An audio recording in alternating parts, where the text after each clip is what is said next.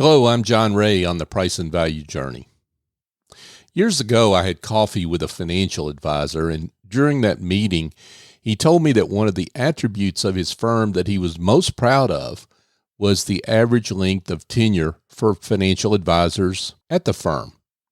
He said, I think it was about 9 years, if I recall correctly, while the average length of firm tenure for the average financial advisor in the industry was 9 months. Now, I was in a chamber group with this professional, and I asked him why he had never mentioned this in our meetings, as I thought it was an important differentiator.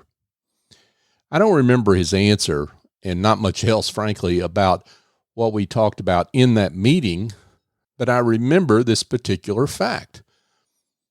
I haven't seen him in a long time, but I looked him up recently, and he's still with that firm here years later, so he and his colleagues must be doing something right. For this financial advisor, this length of tenure issue was his elephant in the room. You see, the elephant in the room is the preconception a prospective client brings to the table when they think about your profession.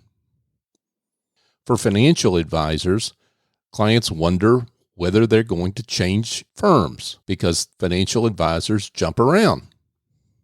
If you're an attorney, the elephant is most likely charging by the hour. Everyone remembers the bill they got for that 6-minute phone call.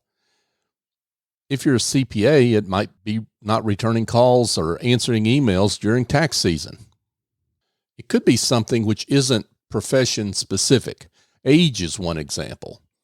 I was running an investment management firm at age 29, and that was a big elephant I had to deal with at that time. It could be that you're a solopreneur, and the client is wondering what happens to their work if they hire you, and then you get hit by the proverbial beer truck. Now, I know it's not intuitive, and sometimes it might be uncomfortable, but I've come to believe that it's always helpful to call out the elephant in the room. If you don't bring it up, the prospect often will. And you might as well deal with that elephant in your own way. Now, if the prospect doesn't ask about it, that doesn't mean they're not thinking about it. They might just be letting that question fester, and out of courtesy or some other reason, they're not asking the question. They may be hoping you bring it up yourself. In any case, that question sticking in their craw won't get resolved, and it will work against you if it doesn't.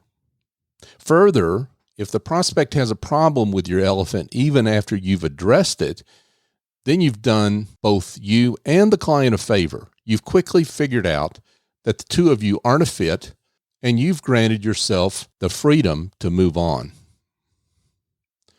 The most important reason to pet the elephant and talk about it is that doing so builds trust with clients. And all of us as professional services providers are in the trust business. If you're willing to initiate and calmly engage in a particularly thorny discussion about this elephant, or anything else for that matter, your trustworthiness in the mind of the client goes way up. And that's even true for the clients who don't select you, by the way.